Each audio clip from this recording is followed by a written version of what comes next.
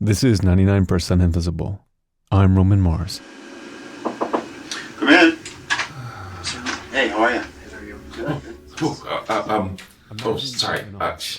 You caught me. I was folding my laundry and I just got lost in the warm and sultry tones of Roman Mars. You see, last night Roman gave me and my wife a personal and intimate reading of one of his latest shows. Okay, personal and intimate, maybe not quite the right words. See, it was Radiotopia Live, the East Coast Tour. Last night was May 13th, and this was their Boston show, and it was spectacular. It was spectacular because Roman told this great story of Froebel's gifts, of kindergarten, the founder of kindergartens, and he did it live, and he had pictures up on the screen, and it was just so wonderful to watch. And then out came the Kitchen Sisters, and they told a story about coffee. From there, Radio Diaries came on, and that was also wonderful about this nuclear ballistic missile command center. The Illusionist, words per minute as a sport. So great. Helen Saltzman gave this amazing talk of these typists early on, and she talked about the QWERTY keyboard, and she talked about Dvorak, and these are things that are near and dear to my heart as a lover of Workman Dead, the better alternative to Dvorak. Oh yeah, research it. You're gonna love it. And then Benjamin Walker came out and talked about a plant and the future of deeper learning, and he was training this plant to understand more and more phrases and more concepts. Helen has a brother. Who'd have thunk? Helen has a brother, and he did a onstage newspaper for a digital world, which was hilarious. And then finally, Phoebe Judge and Lawrence Bower came out to talk about Criminal. She did this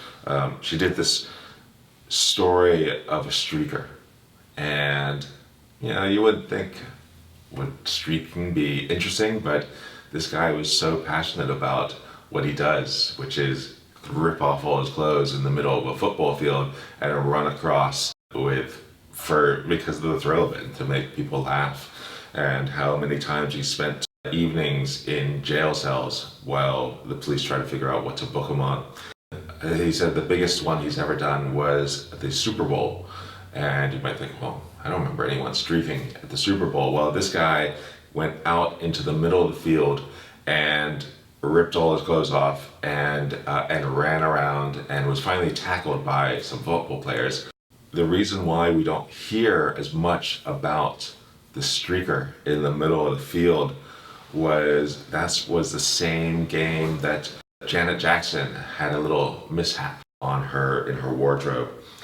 So we all heard about that little centimeter that was shown of her, but I don't think I ever heard about the full frontal done by this guy on the middle of the football field in that same game. Anyway, it was an amazing evening. Thank you so much to Roman and your entire crew. And oh, by the way, we had amazing seats. We ended up with seats that were just one seat away from the stage. And that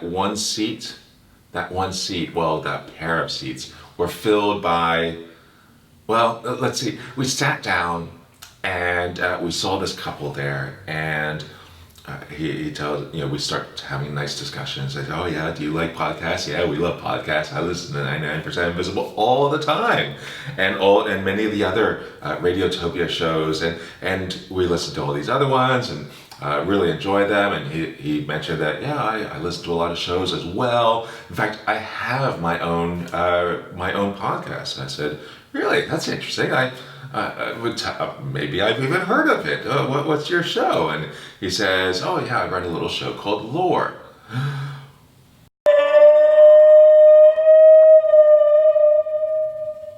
Oh oh my God. I had a fan moment because I was like, oh my God, you're Aaron Mahnke? What?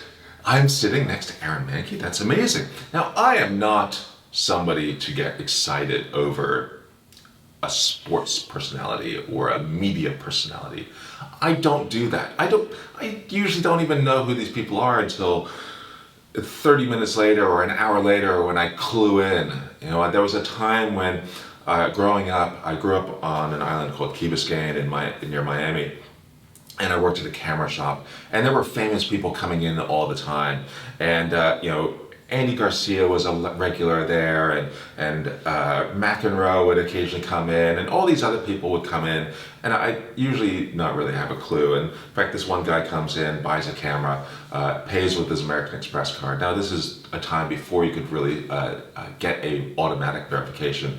They would require you to call in and get a 3 or 4 digit code.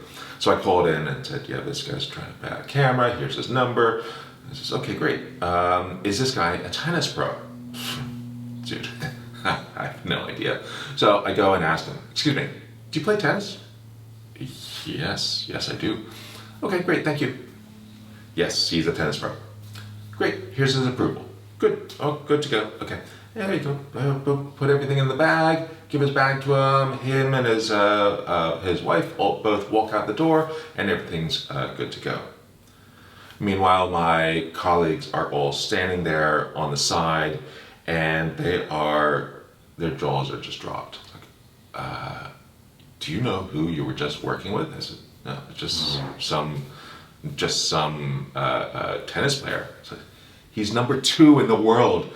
That is Yannick Noah. You don't know who Yannick Noah is? Yannick Noah, no.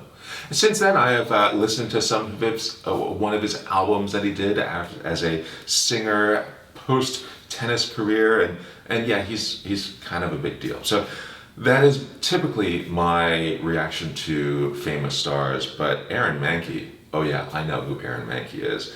If you haven't listened to Lore, they are some of the most haunting and beautiful stories that you're going to hear on a podcast, and they are wonderful to listen to.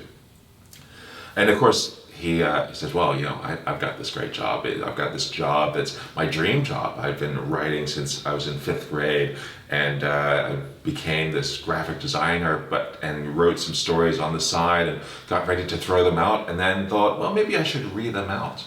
Read them onto some audio that I could put online, and maybe somebody will get a kick out of it. And that's what started the Lore podcast. And you know, he's got this dream job, but really the superhero in the family is his wife.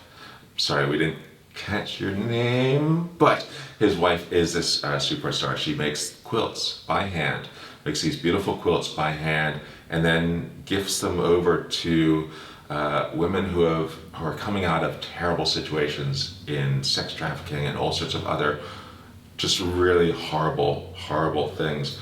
And these quilts become, you know, one of those first gifts, or one of those first objects that they can latch onto to pull themselves out of that horrible experience back into normal society or normal life. So it was great meeting the two of them, and it was amazing sitting next to them for this amazing show of Radiotopia Live. So yeah, Radiotopia Live East Coast Tour. Thank you, Roman. Thank you, everyone, for producing such an amazing time. And we had a great time. Okay, I got a pile of laundry to do. I'm gonna get back to it. So thanks so much for watching, and goodbye.